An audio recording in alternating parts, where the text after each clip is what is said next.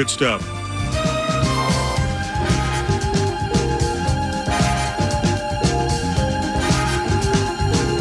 Welcome back. It's 9 to noon. Let's chat with Koy Perich, a true freshman safety for the red-hot Golden Gophers football team.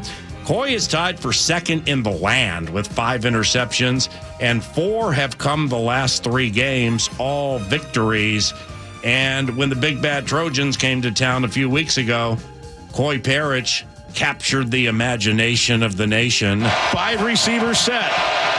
Deep safeties all the way back at the 6. Miller Moss to throw. Working toward the end zone. It is intercepted! Koy Perich in the end zone! And then, my man in studio right now, and you can watch it, KFAN.com/watch, KFAN.com/watch. We're streaming. What up? It's a Zacho presentation. I mean, Maryland just had no choice but to turtle. Billy Edwards Jr. wants to throw. Waits, lost one over the middle. Too tall. Picked off. Intercepted. Guess who? Koy Perich. Down the sideline. 40, 30. Breaking free. Crossing over to the 25. And he's brought down at the 23 by the offensive lineman, Alou Bao.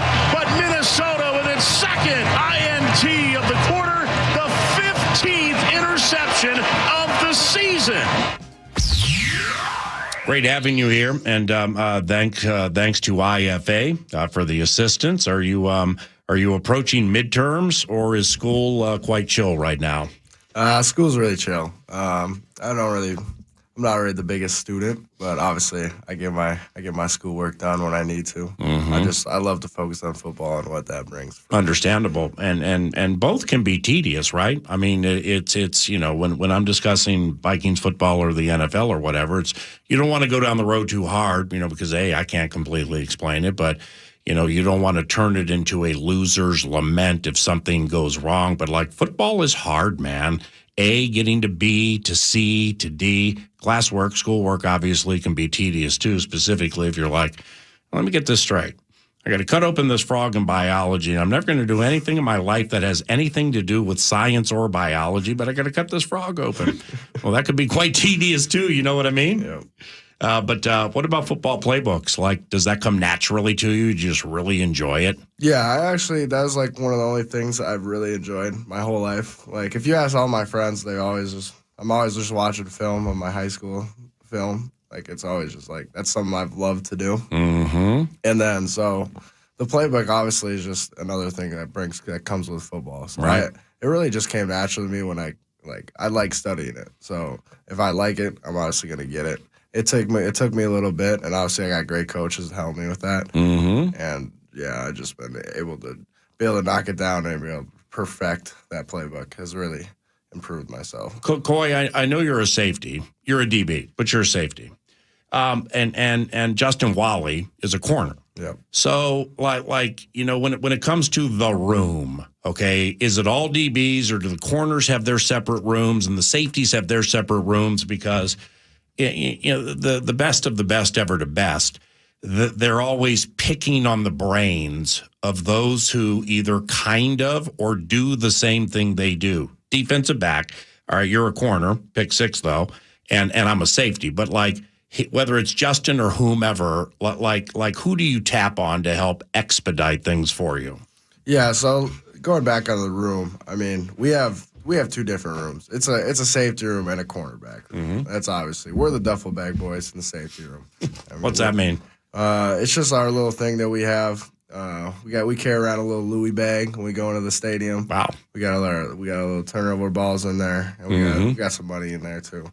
That's got a Louis bag. NIL must be okay, right? No, that's DC. That's our coach. That's our coach. Either that or you got him from Dion from when he rolled into Boulder. He's like, I'm bringing my Louis and I ain't going anywhere or something like that. Yeah, but so it's just completely different. I mean, the corners, they do their own thing out there. I mean, they're going to put on an island. I mean, they're their own position group. I mean, I'll leave them. What they got to do. So I loved the 45-yard interception return Saturday for several reasons. it's just abundantly clear watching back your picks and watching you play when I get the opportunity to. God has blessed you with vision and just natural gifts that, I mean, you get like how'd you do that? Well, you can't really explain it. It's just like instinct, you know what I mean? But has the spin always come naturally to you? Because you picked that thing off and then immediately went into a spin. Yeah, the spin, I mean, it was just the only move I could hit at that moment. I'm not a big fan of the spin move because I like to see what's in front of me at all times, but that was the only move I could do. And speaking of that vision, I actually got no vision right there. I should have scored. Really? Really? Yeah, it's bad. Well, you found the sideline. Yeah, I got to keep finding the sideline. Right. Can't cut back. That's bad on my part. I need. Well, it's not like things aren't going to 100 miles per hour here right in front of you. And by the way, even though the other team may be full of a bunch of L's, the last thing they want is like to watch you get to the end zone on an interception. I got to score it. I'm gonna make sure. I need to give me a touchdown. That's the one thing I want. Koy Perich in studio 9 to noon, streaming at kfan.com/watch. And we thank Blake Barretts with IFA for assisting with this. It's really nice to meet a 19-year-old true freshman safety who's capturing the imagination of the nation with a team that's won 3 in a row. Lastly here on this, help me with this because I've heard it a million times. That's why I said, did you find the sideline? Whether it's punt returners, kick returners, interception returners, they all say the same thing, is like they want to try to get the sideline. Yeah. But like the out of bounds is inches away from you to the right or the left. So like, why is it so important to get the sideline? So that's the farthest away you're going to get from the whole team. I mean, hey. the offense is just, they're running routes all over the field, and the farthest away from them is the near sideline because you got to get down there. It's easier for ourselves, the defense. We got one play. Get to the near sideline. That's on defense and go score. Right. And that's basically all. That's basically it on defense.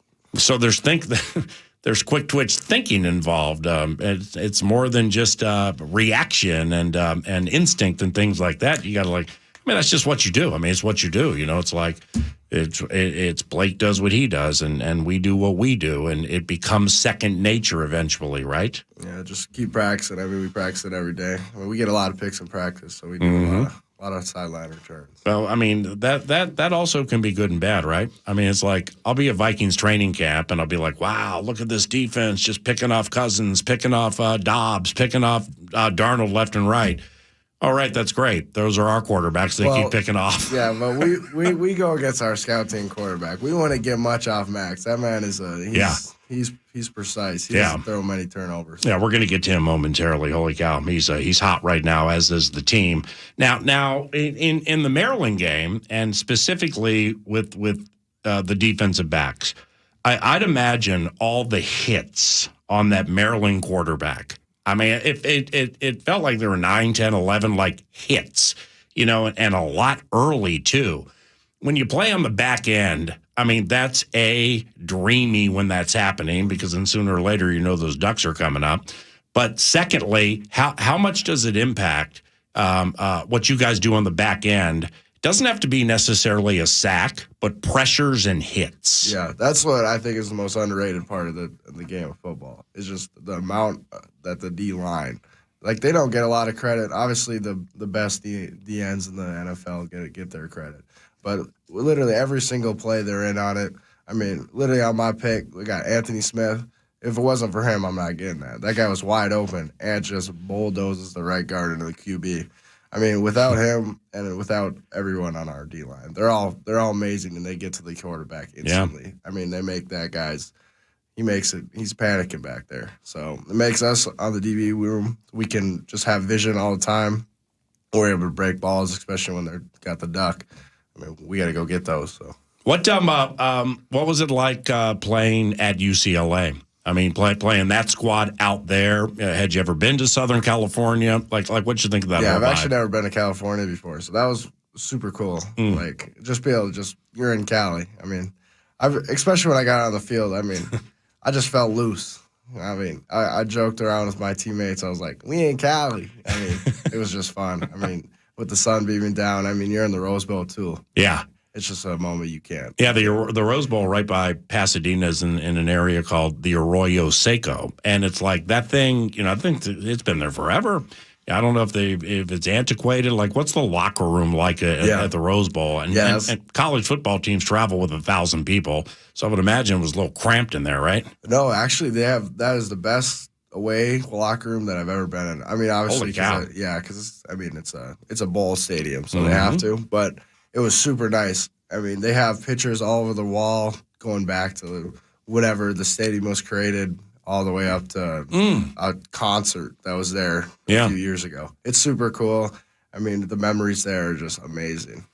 Your team, it's clear the connectivity is the best of the season and in the ultimate team game, because the best always have what is apparent to those watching and or listening, that there's cohesiveness within the totality of this group. So how did this become so fun for you guys so fast?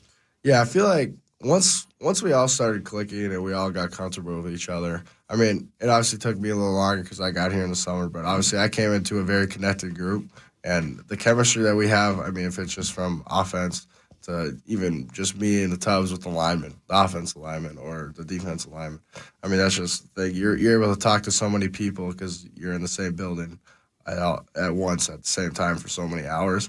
It's just you're able to just build such good bonds with each other, and we're able to take that on the field. It just makes it way more fun. And I mean, the teams to whom you guys lost, okay, like the North Carolina game, correct me if I'm wrong here, it's like the first quarter, like there was a bad quarter, then the rest of it was pretty good. And you know, and then Iowa and then the Michigan situation with the onside kick, stuff like that. So it's not like, you know, we're out here getting beat by 30, really by anybody. But like whether you're a true freshman or a senior, what do you learn, or like when things get thick and you're like, damn, man, we're just so close. Damn, we're so close. Damn, look at this. We watched this back, this, and this. And then it comes together. Like, what leads to that? Because I'm not a luck guy. I don't really believe in luck. You know what I mean? Yep. Like, what leads to that to that flip? So each week we do a thing called, like, we're 0-0 on the season, and we always try to win this week. I mean, this week we got to beat Illinois, and each week we try to learn what we did wrong from last week and just try to build on that every week. And I think we've done that really well. And I think ever since Michigan, we've literally flipped our emotion, and we know that we're one of the best teams in the nation, and we're a top 10 team easily. Easily, you say? Well, with the way things are, obviously with college football, right? Everyone's a good team. Anyone can beat anybody on a day-to-day basis. But I love our team, and I love where we. And I got a lot of confidence. Yeah, and having that mindset, I mean, you know, whether you're tricking yourself into something or not, you know, that for an athlete, I've just found out during the course of time that very important, you know, to have that edge to believe that you can beat anybody. It's really cool to hear that from Koy Perich. 19 years of age, true freshman safety for the Golden Gophers football program. And as coach, PJ Fleck joins about 15, 20 minutes from now. That's a weekly piece, 9 to noon. You mentioned the quarterback earlier, Koy, Max Brosmer. Given the position and assumed adjustment while debuting against FBS, what are you seeing from him the last 3? 6 touchdowns, 0 picks, specifically the last 3. I mean, I could go all the way back to fall camp, but he's been locked down the whole year. Obviously, he started a little slow at the start of the year, but I mean, each week that man picks it up, and each week I get more confidence in him. I mean, especially after these last 3 games. I mean, he's been on a tear. I don't know if he's even thrown a pick yet, but every time I look up, it feels like the offense is scoring. So that makes it a lot easier for us and makes it way more fun on the DB side because they actually got to throw the ball if they want to come back in. So it makes me I get more excited because I get more plays. But obviously, Max, he's a beast, man, and he's just one of the best quarterbacks I've ever played with. Well, and he is the best, my man. Right, and when I say the transition, I mean that with respect. But I mean from FCS to FBS, from New Hampshire against, I don't know, Towson State or whomever. Now all of a sudden you're in the big house. I mean that's and you Esko to college football, Division I college. There are going to be moments where you're like think about the Iowa running back. Can't remember his name. The guy's a beefeater. Holy cow! When he gets downhill, holy cow! You didn't see anything like that in high school. I mean, there's an adjustment. Yeah. Doesn't mean that the corrections or that the transition has to take a long time.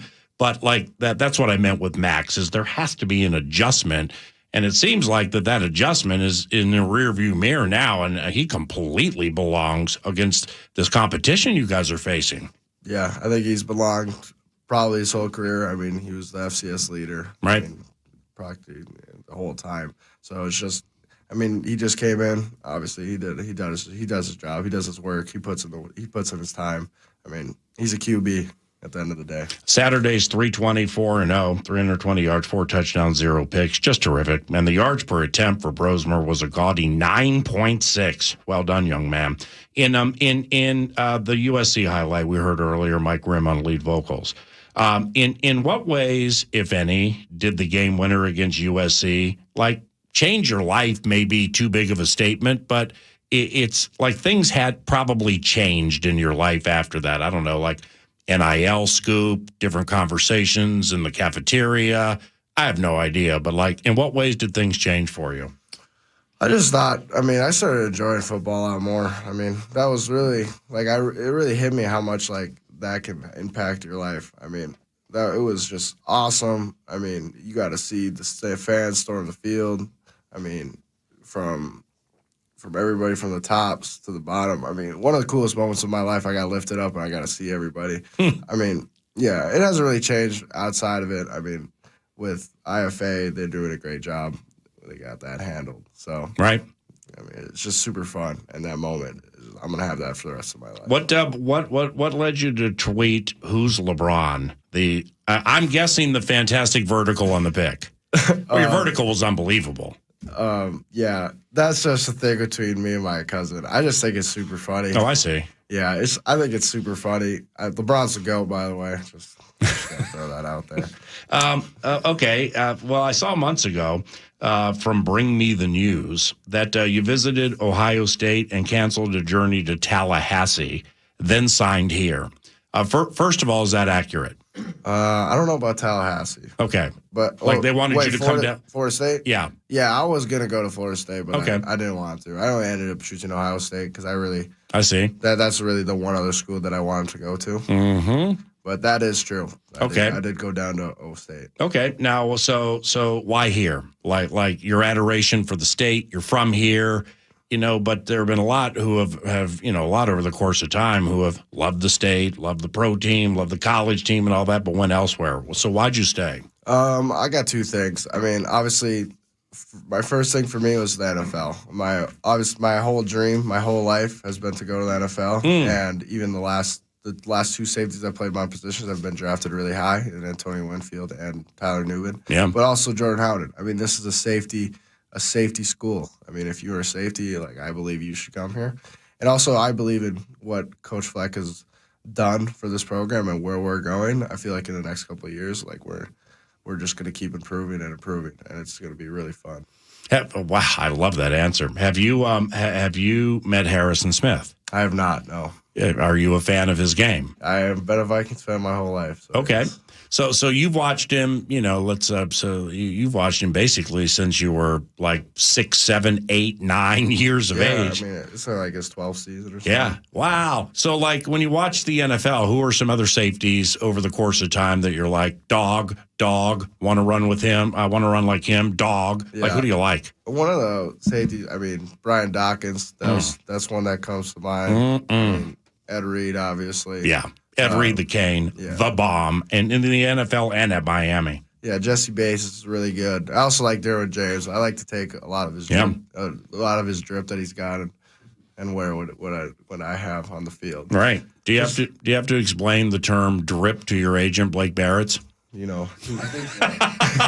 He's still in the swag generation, I think. Yeah, it's just a bunch of bands. I like to put it all on. Right. I like to put it all on. Koy, and one of the beautiful parts about the metamorphosis of the NFL is, and college football too, but Josh Mattel here, or there are designated safeties around the NFL who play some nickel, and they play some linebacker, and they play some free and strong safety, and the versatility only helps you last in the league that much longer. But given your size, and I would imagine you're still growing, is that appealing to you, being a safety yet kind of being a Swiss Army knife? Yeah, I've always whenever I play football, I want to do as much as I can in any way I can help the team. Mm-hmm. And I think I'm really good at that. I think I can play a lot of positions, and that's what I've done my whole life. So I feel anytime and in any position they would put me there, I could play it. It would just take me a little time, and I could master it. So yeah, that does sound. So you're just Minnesotan through and through. I mean, you love the Vikings. You're now at safety U, and you know, but they're also, you know, this may be an unfair question, and if it is, I apologize. But like the transfer portal is never anything that you're like, no. I mean, I believe in this coach. I believe in my teammates. I believe in myself. And there are rough waters. There's moderate chop along the way through which people need to push, as opposed to always just being like, well, this sucks, so I'm leaving. You know what I'm saying? Because that happens a lot. Yeah, I just feel like I just take the day at a day. I mean, I don't really try to focus on the future too much. I just focus on what tomorrow is going to bring me or what today is going to bring me. Amen. I feel like it's too much to look into the future that much, and whatever's presented to me at that time, I'm going to take my own decision and do that. Is half the town of Esko blowing up your phone to come watch you play? I love all Esko. I mean, it's a very small town. It's only like 2,000 people. Yeah. I had a lot of people just that knew my mom and dad that came up yesterday. It was 2 days ago, whatever Saturday it was. Mm-hmm. And I got to see them all after the game, signed a bunch of jerseys. So that was really fun. That's sweet. Isn't that hockey country up there? Yeah, there's a super. You're pretty close to Hermantown, right? Yeah, that's of course Hermantown. Yeah. Well, did you ever consider puck? I really did. I hated basketball my 6th grade year, and then I wanted to switch into hockey, but I ended up sticking with it and playing it all the way through. Now, just a couple more, then we'll say hello to Blake, then talk to PJ. But I attended the Colorado-Cincinnati game Saturday, family weekend with my daughter out Boulder Way. And I know you know the name. How would you handle Travis Hunter in open space or coverage? I mean, seeing him live, man, not on TV, that's a nice player right there. Oh, yeah. Travis Hunter is probably one of the best players in college football. Right. I mean, I would just use my technique, what I got, what I've learned from. Mm-hmm. If he's got the ball, I'm hitting his knees. I mean, that's how I tackle. That's what it's got to be at 19 or 29, right? I got to cover. That's awesome. How is the name, image, likeness working out, or is that something you don't really talk about publicly? Yeah, I'm a big fan of NIL. I mean, I don't have a lot to say on it, but yeah, anything that can help me, and I'll use anything I can use to help other people. Yeah, I think that's a big thing, and awesome what they're doing with it. Well, here is the founder of IFA, Blake Barretts, a longtime friend of yours truly, joining us in the 651 Carpets Plus studios. Double B, oh goody, how you been? I've been good, man. Yourself? Excellent. Thank you. And thanks for helping with Koy. That was fantastic. The opportunity to work with players like Koy and other Gopher players like, say, Darius Taylor, Cody Lindenberg, Justin Wally, Jackson Howard, Greg Johnson, in your own backyard and have it, become palpable or at least growing to a stage it can get. What's it like? Well, it's certainly a lot easier personally and professionally when they're in our backyard. Unfortunately, we got guys all over the place, Oklahoma and Texas and Tennessee and Florida. So this is, in a perfect world, if we could have all Minnesotans that were playing here for the Vikings and the Gophers, my personal and professional life would be a lot easier. Right. But it's just great because you can support them, we can see them, we can utilize our entire staff on a day-to-day basis to actually, connect them with the right vendors, the right partners, the right groups. It's hard for us to do the exact same things if we have guys in Pittsburgh, because we don't have our entire headquarters and staff there. Mm-hmm. We still do it, but we can have a lot greater impact here in our backyard just because of our relationships and understanding the marketplace and be creative with the businesses and the partnerships. So it's certainly better for everything. Have you learned, with Golden Gophers, all right, that like Koy, he's 19, so it's all right in front of him. And it's going great guns right now with those 5 picks. When you have it local, like you said you prefer, but local also is a Minnesotan who happened to make a play that, captured the imagination of the nation in the USC game. How does that impact how you're able to serve him? I mean, I think pretty clearly the more the more exposure the guys have, whether it's on the field on Saturdays or from a philanthropic and community perspective, opens up the opportunities. And I think the hardest thing for 18, 19, 17, 20-year-olds to understand is it's a process. And in the NIL era, positively or negatively, I think a lot of guys want things like that. And it's a process. And, like, he's only going to give himself more opportunities because of his attitude, because of the things he's doing. He's got something coming up with General Mills and Gushers now, because we understand that one, it's a local group, and also that's one of his favorite snacks. General Mills ain't small. No, that's pretty good. And it, in today's day and age, there's no difference between our professional athletes and our NIL Nabisco's players. like mother. Okay, anyway, go ahead. No, but like when they're just, if they understand the process and we can understand what they're trying to accomplish and achieve, then the opportunities are infinite. Yeah. And he's doing great. PJ recruits a really good locker room. They have really good guys. Yeah. They got guys that are selfless. They have guys that have bought in. They have guys that want to be in the community. All of those things add to the opportunities down the road. You're fantastic. Thank you very much for helping us with Koy. Great meeting you, man. Right. And that seat and that microphone's open anytime you want to stop by. Appreciate it. Chat about non-Golden Gophers related sports. And we got Parker Fox, who plays for the basketball team. He joins this radio show every Monday about 15 minutes from now. So we can do that. We like doing that. And if you're interested in spreading your wings a little bit, then just get in touch with us and let us know, okay? Sure, appreciate it, man. Got me in on that General Mills NIL, and shoot, you could be the co-host of this sucker. Good seeing you, man. Continued success, okay? Appreciate it. Koy Perich, true freshman safety for the Golden Gophers football team. PJ Fleck is next. You're listening live to Paul Allen at 9 to noon on iHeartRadio and FM 100.3 KFAN, The Fan. KFAN and 2 Men and